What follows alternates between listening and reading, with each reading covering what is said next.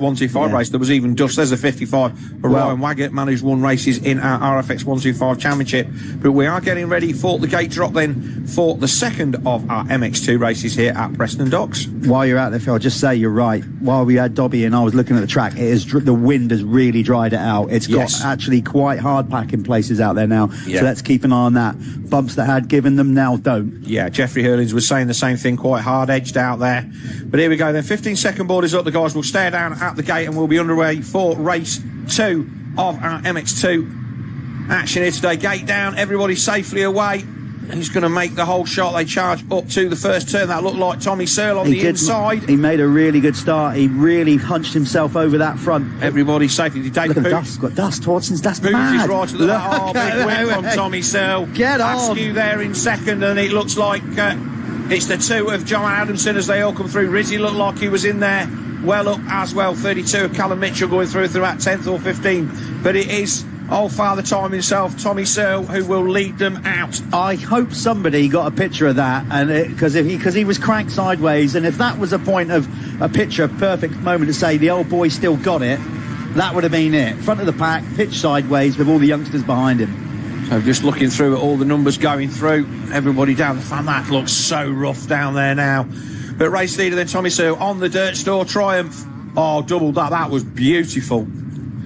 And again, over there, there's no way he's not smiling under the helmet. I have to say this as well. That bike is handling amazing. The way that came through there, that suspension just soaked it up so good. Obviously, Tommy running K-Tech, our timing column. I don't know what's happened to that, but anyway. We haven't had any times yet because we've not got the first. No, I know, but either way, So I think they're happy with his suspension. Look at that. That was just beautiful. Seems to be to me anyway. He's certainly making it work. So it's a Dirt Store Triumph 1-2. Big shout out to Dirt Store as always. Without the support of Nick and everybody there, what we're doing, it just wouldn't be happening without them. So thank you to them. Really rough and choppy on the way into that corner. Billy Askew getting a bit of a hop and a skip on as they can't come in. They get over that tabletop, which I think they've got a little bit of wind assistance behind them as they come down this straight. And Askew there, he needs something decent out of this race. He's had a decent run in the first one, finishing 6th, and he will want to finish further forward than that.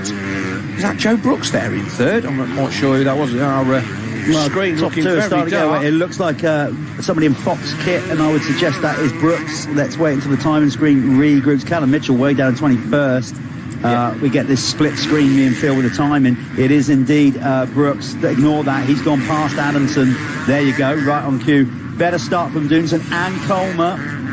Yeah, Colmer's in there in 6th. Rizzy in 7th. Glenn McCormick 8th. Jamie Keith 9th. Let's see what he can do. And our first race victor, Charlie Heyman, then currently in 10th. So that is not going to get him any podium pie at the moment. He is going to certainly need to break up into the top 5. But at the moment, if the flag came out now, which of course it won't, Tommy Searle would win the overall. Even if, basically, we've got a long way to go. But that's the crux of it. And he's in the driving seat really, because let's see what Jamie Keith can do. He's quite a ways down, as is Charlie Heyman, as you said there. So, Keith down in 9th, Heyman in 10th. Right now, Tommy's in the driving seat. Joe Brooks also with a 4th in Moto 1, 3rd in Moto 2. He's staring down the barrel of 2nd overall at the moment. He will be very, very happy with that. And of course, he was starting to just drop off the battle for the first 3 a little bit in Moto 1 when that red flag was was thrown. But Dunson 5th, Colmer 6th, Rizzy 7th, McCormick 8th, Keith in 9th, Heyman 10th, Pooch is 21st. He's having a mare, did not get a good start. He was almost dead last, so he's put 20 riders between him and the back of the field. There you go. Phoenix Tools, fastest lap of the race is your race leader, as to be expected at this stage of the race. Clear track, etc. 1 lap, full lap in, and it's Tommy Searle leading the way. But his younger teammate, now this is like a training day. These two have been obviously doing this for a number of years now. Even before they were both Triumph teammates, Tommy was helping Billy, the young protege, has a long look over his shoulder. Oh, it's you, is it? Right, okay. And we all remember how he pipped his young teammate off the wheel at Blacksall last year. Joe Brooks is closing in there, Jeff. Yes, he is. And if he can find his way past these, that's a 4-1. That's the permutations in this one. Yeah, this will be good. That has every chance of of a victory. Is he going to be able to find his way past Billy Askew? We've got somebody down at the side of the track there. Okay, this will be a good for many reasons, because we have got riders that want to win the overall here, notably, obviously, first race winner Charlie Heyman and Jamie Keith. They have work to do. Hat tip to Adamson there on the Phoenix Talks Fantic 252 stroke. He is there in fourth, still hanging on to the coattails of Joe Brooks. Dunson sixth, fifth, and Colmer sixth. Interestingly, look at that on your leaderboard there, K-Tech Tower. Jamie Keith has gone past Heyman, so he's made a move on him and is starting to move up. I'm going to keep an eye on lap times here. They've both passed McCormick. McCormick was eighth. Okay. So both of those guys have moved up. Yeah. So they've gone up, but they are on the move then, and that's going to be... yeah, we're watching three screens here. Yeah, but right now, like we said, there's still a long way to go. I know we keep saying that, but there is. So there's plenty of time for Jamie Keith and Heyman, but there's some really established riders ahead of them. Ollie Colmer won't roll over. And it certainly will Gian Doosan, championship leader, coming into this round. Will he be leaving here with the red plate? Well, as it currently stands, no. And he's not had a bad day. No. He's not had a bad day. He was seventh in race one, which you'd like to think he would expect a bit better than that after Hawkston. I say won't have a red plate, but of course, with Keith and Heyman back down there, maybe he will. This is a championship nobody wants to win. Yeah, well, coming into this weekend, Joel Rizzi was 11 points off the championship lead. Yeah, he's down in seventh in this one and had an absolute mare and didn't score in race one. Well, there you go. Yeah, I was just looking where he finished the first one. So this class is going to be like this for a good part of the year. I think we'll only really, as any championship, I suppose, when we get down to the wire, that will some of the riders will be out of contention then. But I've got a suspicion that this championship is going to go virtually to the last round. I can't see anybody here being a clear-cut leader going into the last round. Definitely I just can't see it. Well, that excitement of Ling last year still very, very fresh in my mind. Having Jamie Dobb in the booth earlier on before we got Jeffrey Hurlings in, and he was saying that he was mentoring Tommy Searle back in the day to his trying to get him to win a world championship, and now we've got Searle mentoring the likes of Billy Askew, as it looked like Askew made a little bit of a bobble. Sorry, Brooks that had a little bit of a bobble, I think, there. But he's closing. Joe Brooks, our last lap around was... no, he wasn't the quickest rider out of those ones. It was actually the rider in second. Askew was the quickest out of the three of them last lap around. But this first section of this lap, it looks like Brooks has closed in, to me. So, Dirt Store Triumph 1 and 2, and the Privateer Triumph of Joe Brooks in third. Is this a good time to mention that I triumphed my hometown manufacturer? I think it's as good as any, Phil. I mean, they're 1-2 in the race. Yeah, why not? 1-2-3 in the race. Yeah, well, of course. Yeah, officially, yeah. Definitely a good time to mention it. I won't roll out the I used to play on where the factory is now. On now you are showing your age, Phil.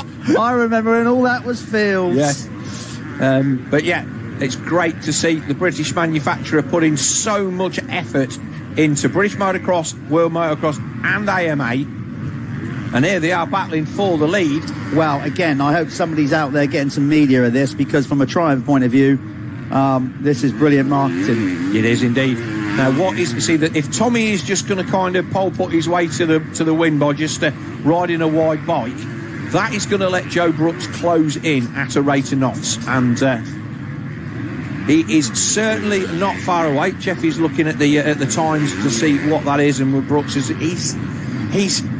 he hanging on? It's kind of not going anywhere at the moment, and I would say that probably Tommy has just pulled a little bit of a gap on the third place. Well, I'll tell you this, Phil, very interestingly, last lap around, the rider in fourth was the quickest rider on track by about nearly a second. So Gian Doosan is on the drive here, and Jamie Keith was the second quickest rider that last lap around, and there he is. So they are closing. Both of them are closing on the top three ahead of them. Colmer in there in sixth after his first race disaster, down in turn one. So that's just Motocross. And there he is. So Dunson has passed Adamson. Yeah, and good ride from John Allison again. Fair play to him on that Phoenix Tools Fantic, having a good one out there. But here comes, as I said, he's got that red plate still on the front of his bike, I think. Can he keep hold of it? Still only 16 years old, I think, as well, Gene Dunson. Still a very, very young rider in that KTM Young Rider Development Programme that is being run by Sean Simpson's SS24 Gabriel team and KTM Factory Juniors. So, interestingly, Heyman not really at this point in the race. He's 9th, yeah. Yeah, he's made no real movement. Keith has made a couple. But they are still got quite a ways. But as you can see, it is starting to get closer in that from 4th down to 7th. And I'd say that bunch there of Dunson, Allison, Coleman and Keith are just marginally closing in on the top 3. Yeah, if Dunson starts a little bit of a bobble there from Tommy, so if Dunson starts to close dramatically, I think this is going to get very interesting. So there's the top 3 triumphs, and no real pressure. There's Dunson in the back. Yeah, he's coming. I wouldn't say that's a big gap. That's definitely manageable. Jamie Keith up to 7th, passing Joel Rizzi. So Keith is on the move. I was impressed with him in race 1. He motored through and obviously took the lead, although he wasn't credited with the win. But he has got to be pleased with his form so far this year.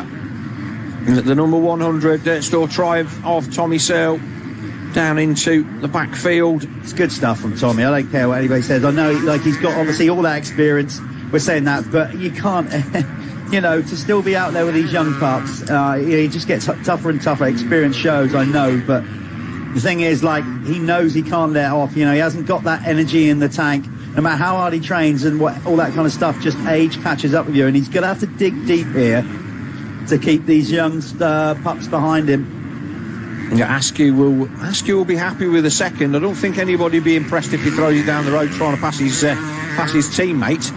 But I also don't think that they're wanting him to be swallowed up by Joe Brooks on what is effectively a privateer entry triumph. Although I think that, to be fair, nobody would be too bothered if it's a triumph 1, 2, 3, what the order would be.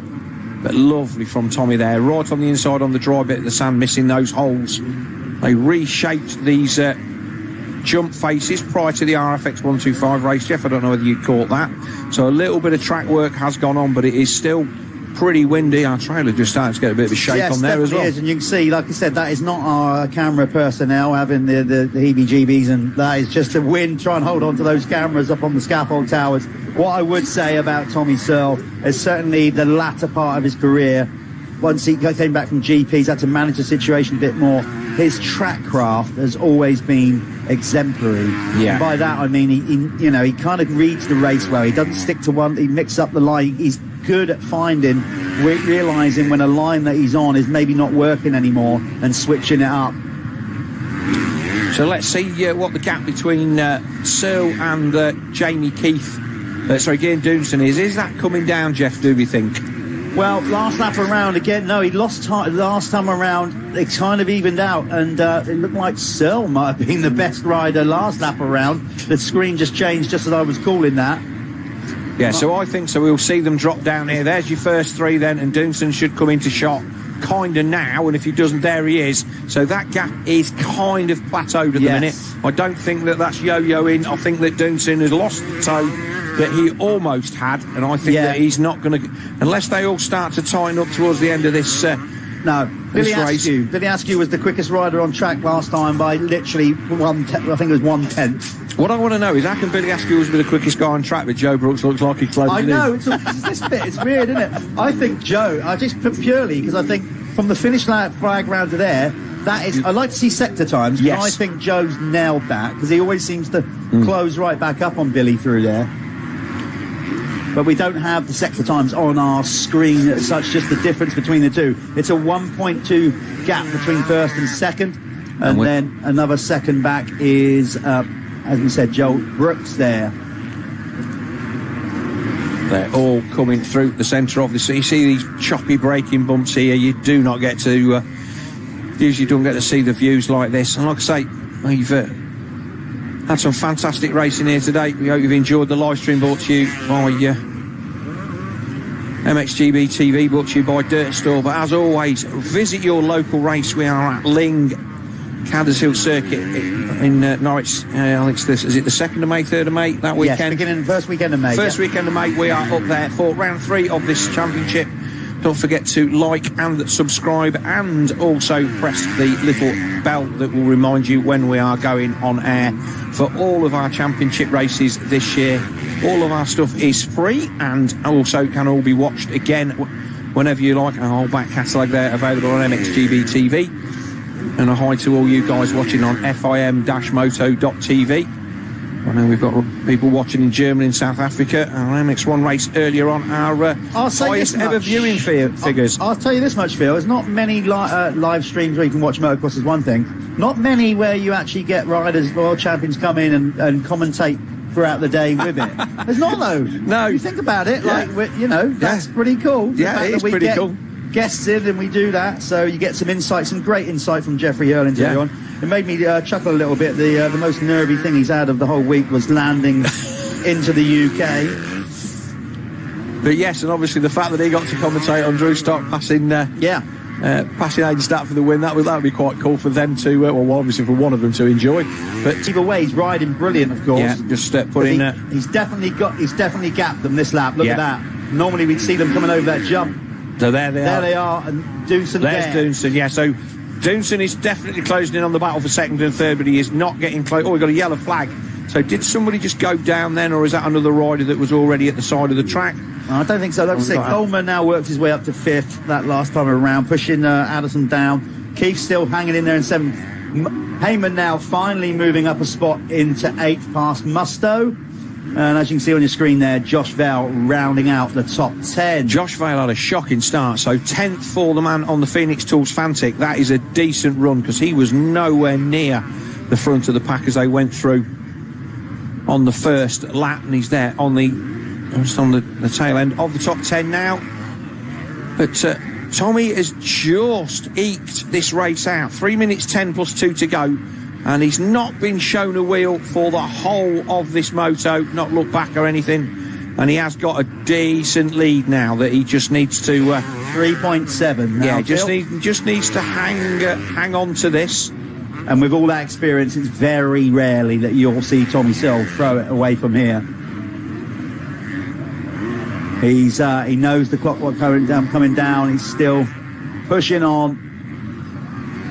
Totally checking, see if he has another little glance at. Yep, he's using that little switchback every time. There's always a place on the track where you can have a crafty look just to see. It's kind of a reassuring thing. Yeah, you get your pit board, don't you? I'm having a good lap here. That's fine. Is it all right? That was a good lap. Is he a bit further back? Yes. The time that you worry is when you look and you don't see them, and then you go, is it because I've gapped them that much that they're no longer there, or is he that close that he's actually now out of my vision? But Tommy Searle then on the Dirt Store Triumph, like I say, took the whole shot. He's still in a good race, even for that. I mean, you'd have to say, well, there ain't been any changes, there ain't been any passing, but this is motocross. These guys get out front, they get their heads down. So Searle, there's Askew, there's Brooks, there's Doonson. Yeah. So, right, we're keeping an eye on Tommy. Yeah. But maybe, I know we might be a camera light at the minute due to technical problems, but it'd be I think we're back to football. Okay. We are back to full strength. Might be quite good to just peel off of Tommy a little bit, because the battle for second is definitely tightening up now with 1:32 to go plus 2 laps. Tommy's got a little bit to work with. I'm definitely intrigued to see what's going on between Askew, Brooks and Doonson for that battling for that second spot. As I said, Tommy has gapped out. There he is. There's Askew coming through in the background. He's still holding tough. But Doonson is all over the back of Brooks now for that third place. And obviously the thing for all of our camera crew out there, they're all a mile away from where the action is.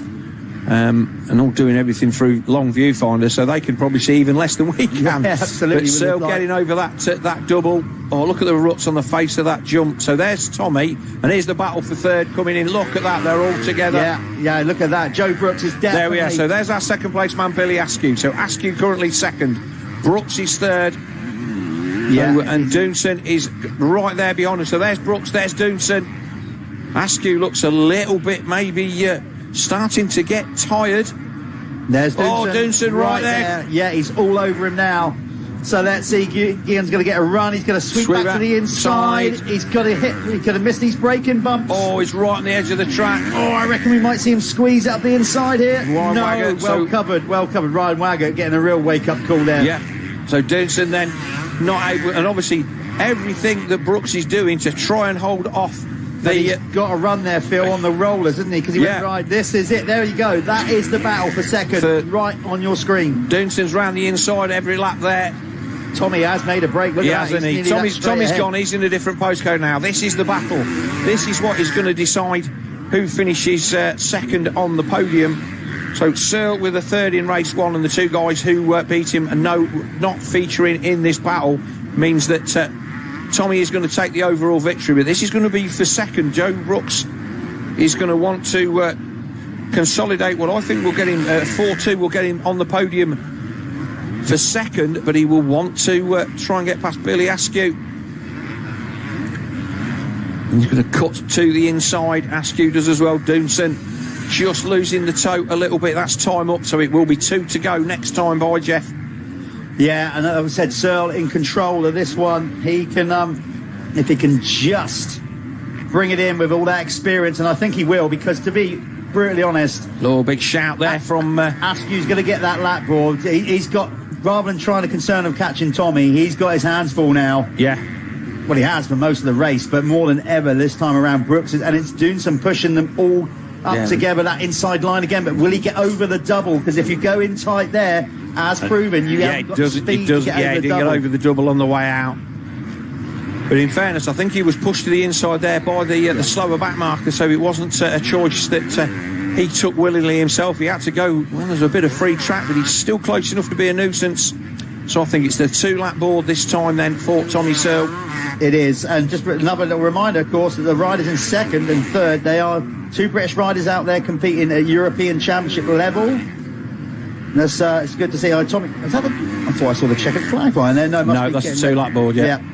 So it's good to see some of our EX guys at the sharp end, but Tommy's still showing them a way round. If he can get this done, what a brilliant bounce back from round one, because there was genuinely some people going, as I said, going, well, you know, has he just gone a year too far? He was a bit off the pace. It wasn't where he wanted to be. You never write Tommy Searle off. Here he comes. Look at him. He's round the corner and out round the back of the circuit now.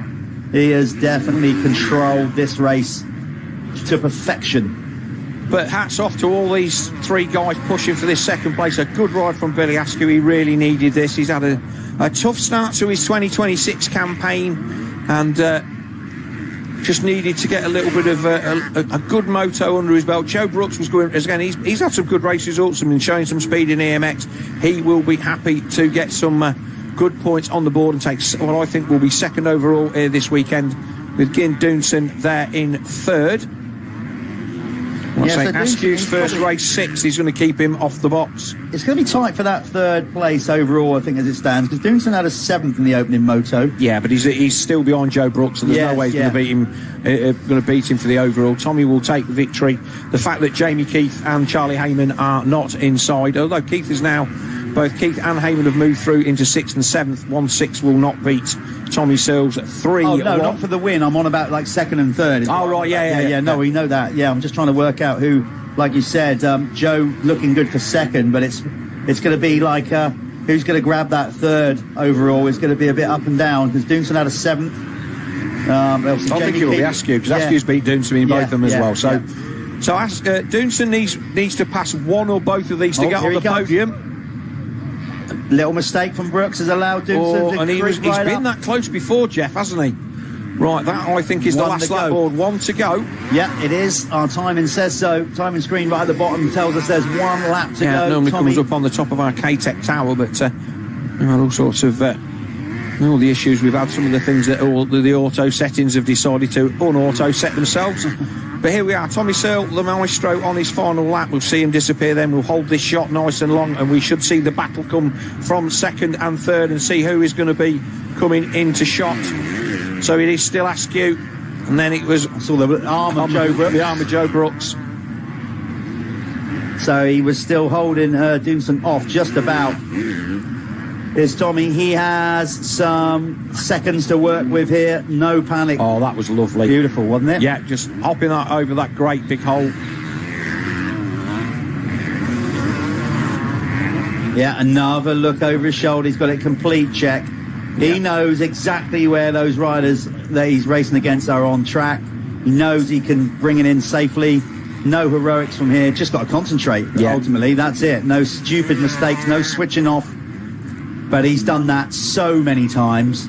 It'll probably just come as... Talking about switching off, you need to be going and talking to him. He can wait. He needs to get his breath back. No, he won't. He'll be perfectly all right. Yeah. I know one thing. Yeah. He'll have a big old beaming smile across his chops.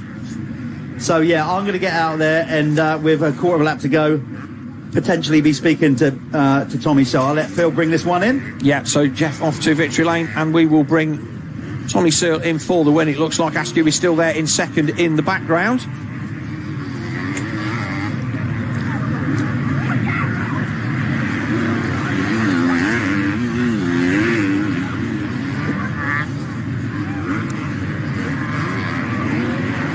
I don't know how many wins this will be for Tommy Searle, but he is going to come across the line. Let's have a look. Who's going to be in second? Is that going to be a change for second place? They come across the line. It's still going to be Askew, then Brooks, then Doonson. No, Brooks got him. Brooks got him on the final